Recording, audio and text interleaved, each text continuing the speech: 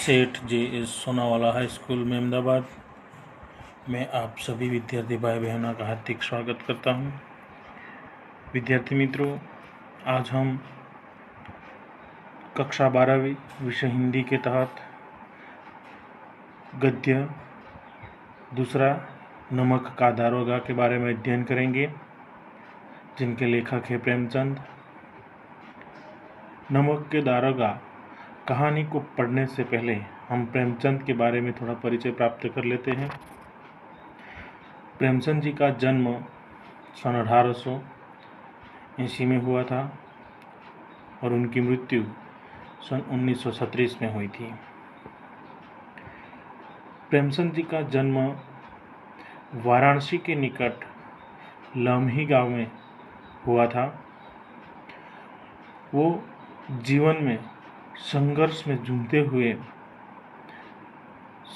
जूझते हुए वे एक स्कूल के अध्यापक से ऊपर उठकर स्कूलों के सब इंस्पेक्टर पद पर भी विराजमान हुए थे।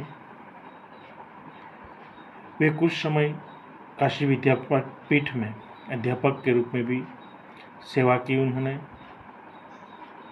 उन्होंने कई साहित्यिक पदों का संपादन भी किया है, जिनमें हंस प्रमुख था। आत्मगौरव के साथ उन्होंने साहित्य के उच्च आदर्शों की रक्षा का प्रलय किया है। प्रेमचंद जी के हिंदी साहित्य का एक धरोहर माना जाता है, जिनमें उनके मुख्य उपन्यास सेवा सदन, निर्मला, रंगभूमि, कर्मभूमि, गबन, गोदान उनके प्रमुख उपन्यास थे। तो मानसरोवर उनकी कहानियाँ संग्रह था, जिन्होंने मानसरोवर को 8 भागों में संकलित किया है। प्रस्तुत कहानी में प्रेमचंद जी ने अधर्म पर धर्म की विजय के बारे में वर्णन किया है। उस पूरी कथानक में आधुनिक युग आज के समाज में जो स्थिति उद्घाटित करती हैं, उस स्थिति का उन्होंने यथार्थ वर्णन किया है, जिसमें मुंशी बंशीधर एक ईमानदार और कर्तव्यपालक व्यक्ति हैं, तो पंडित अलोपीदीन दातागंज के सबसे अमीर और इज्जतदार व्यक्ति थे। उन्होंने सबको अपने धन से गुलाम बनाकर रखा था। किसी न किसी को ऋण देकर, किसी न किसी को धन देकर, कुछ न कुछ देकर उन्होंने सबको गुलाम बनाए रखा था। और पैसा कमाने के लिए वह नियम विरुद्ध कार्य करता था। उसमें दारोगा जी उनकी नमक की गाड़ियाँ पकड़ लेते हैं। दारोगा जी को वो प्रलोभन देते हैं, फिर भी वो उसे ठुकरा देते हैं और उसे अदालत में ले लिया जाता है। और अदालत में वकील एवं प्रशासनिक अधिकारी जो है उससे मिलकर पंडित अलोपीदीन को निर्दोष साबित कर देते हैं और बंशीधर को अपनी नौकरी से बेदखल कर देते हैं। अंत में जब अधर्म पे धर्म पे विजय पाते हैं बंशीधर, तब पंडित अलोपीदीन उनके घर जाते हैं और क्षमा याचना मांगते हैं और उन्हें अपने सभी जायदाद का स्थायी मैनेजर बनाते हैं। तो आइए दोस्तों, हम उन पंक्तियों को पढ़ेंगे और समझेंगे।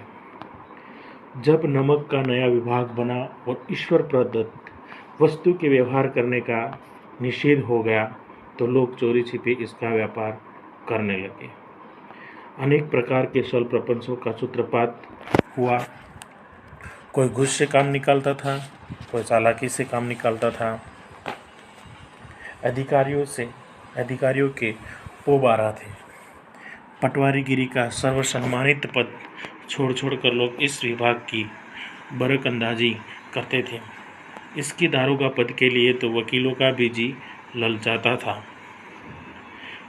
यह वह समय था जब अंग्रेजी शिक्षा और ईसाई मत को लोग एक ही वस्तु समझते थे। फारसी का प्राबल्य था। प्रेम की कथाएं और श्रृंगार रस के काव्य पढ़कर फारसीदा लोग सर्वोच्च पदों पर नियुक्त हो जाया करते थे। मुंशी बंशीधर भी जुलेखा की वीर कथा समाप्त करके शीरी और फरहाद के प्रेम वृत्तांत को नल और नील की लड़ाई और अमेरिका के आविष्कार से अधिक महत्व की बातें समझते हुए रोजगार की खोज में निकले। ईश्वर प्रदत्त यानी कि ईश्वर द्वारा दी हुई वस्तु, निषेध यानी मना किया हुआ।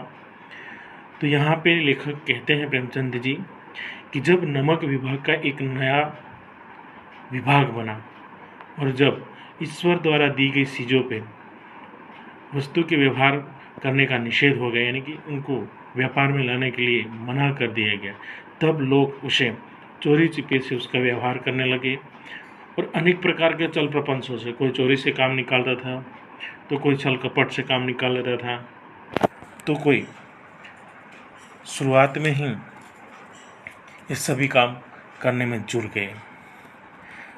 तो पटवारीगिरी का काम भी लोग छोड़ छोड़कर इसी काम में, पटवारीगिरी यानी लेख पाली का जो काम करते हैं गाँवों में वह व्यक्ति, तो उसी का भी काम छोड़कर वो लोग नमक के दारों का विभाग जो थे उसमें आने के लिए ललचाने लगे। जब बंशीधर जो है वह उस समय अंग्रेजी एवं ईसाई मत को लेकर एक ही वस्तु समझते थे लोग, तब वहाँ पे फारसी का बहुत बड़ा प्राबल्य था। तब प्राबल्य यानी कि प्रबलता थी, बोलबाला थी। तब उन्होंने प्रेम की कथाएं और श्रृंगार रस के काव्य पढ़कर फारसीदा लोग सर्वोच्च पदों पर नियुक्त हो जाया करते थे। तब मुंशी बंशीधर जो है वो जुलेखा की वीर कथा को समाप्त करके वो किसी रोजगारी के खोज में निकल पड़े थे और तब जाकर उन्हें ये नौकरी मिल चुकी थी। उनके पिता एक अनुभवी पुरुष थे। समझाने लगे, बेटा घर की दुर्दशा देख रहे हो, ऋण के बोझ से दबे हुए हैं। ऋण यानी किसी से पैसा लेना, उधार लेना, यानी कि उससे बोझ से जो घर जो है वो क्या हो रहा है, बोझ से दबा हुआ है। लड़कियां हैं वो घास फूस की तरह बढ़ती चली जाती है, घास फूस की तरह यानी कि लगातार बढ़ना। तुरंत मैं कगारे पर का वृक्ष हूँ, यानी कि वो कगार के नदी के तट पे रहा हुआ वृक्ष हो, कभी भी बाढ़ आती है कभी भी चले जाती है, यानी कि वो मृत्यु के निकट है, उनकी उम्र बीत चुकी है।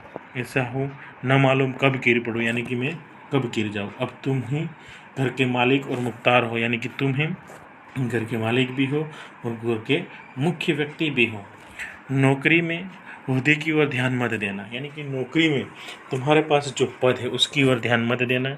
यह तो पीर का मज़ार है, निगाह चढ़ावे और चादर पर रखनी चाहिए।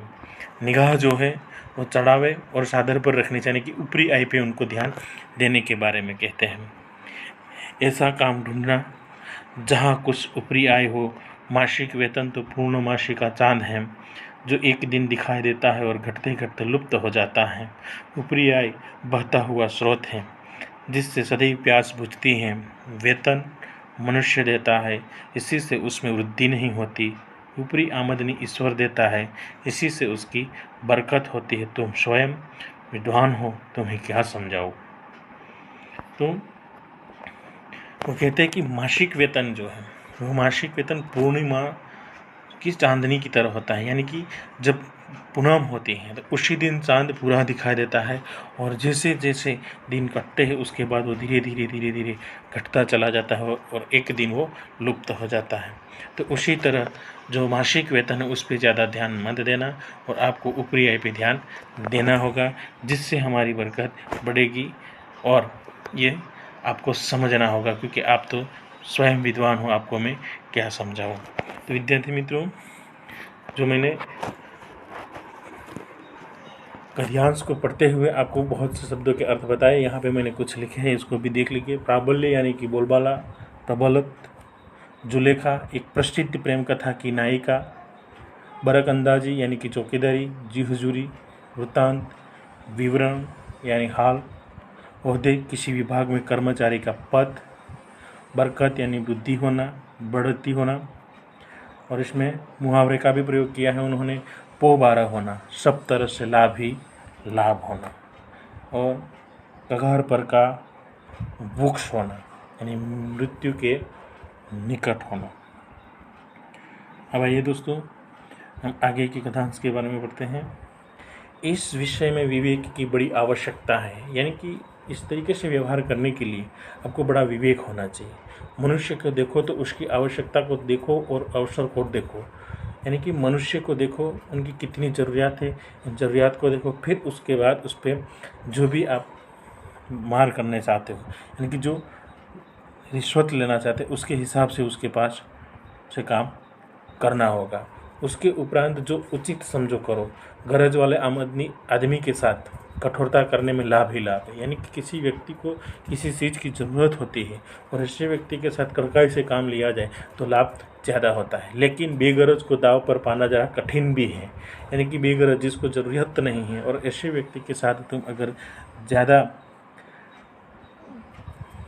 बात करोगे या ज़्यादा पैसा लेने की बात करोगे तो वो कठिन काम है, उसको अपने बस में करना कठिन होता है। तो इन बातों को निगाह में बांध लो, यह मेरी जन्म भर की कमाई है, यानी कि इन बातों को तुम अपनी निगाहों में बांध लो, यानी कि अपने पास रख लो और इसी सलाह के साथ तुम्हें काम करना होगा। यही मेरी जन्म भर की कमाई है। इस उपदेश के बाद पिताजी ने आशीर्वाद दिया। बंशीधर आज्ञाकारी पुत्र थे। आज्ञाकारी पुत्र यानी आज्ञा का पालन करने वाले थे।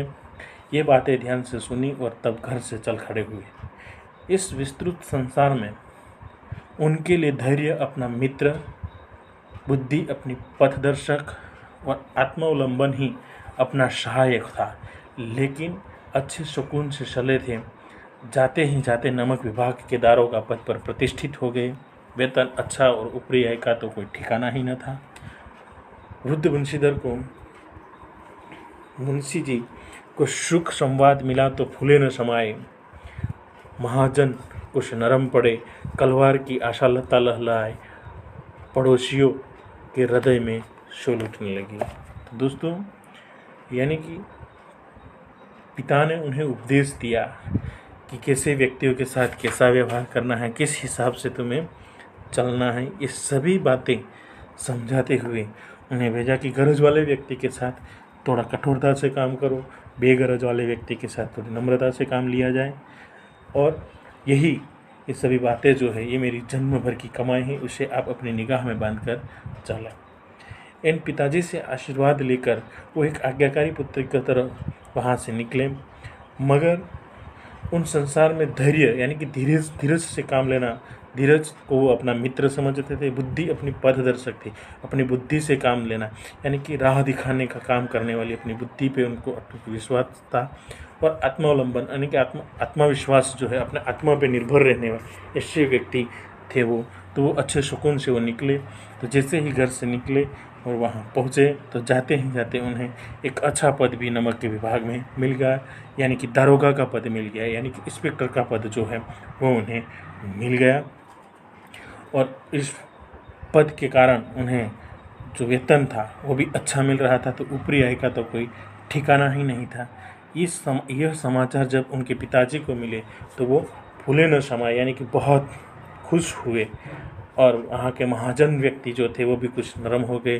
कलवार की आशालता जो है वो भी लहलाए। उनके पड़ोसी संबंधी जो थे उनको भी ऐसा लगा कि अब उनकी नाम लेकर उनका काम निकल जाएगा।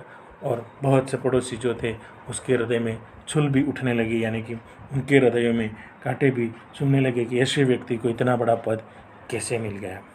तो विद्यार्थी मित्रों, आज हम यहाँ तक ही पढ़ते हैं। अब अगले वीडियो में हम आगे के बारे में अध्ययन करेंगे। ठीक है, धन्यवाद।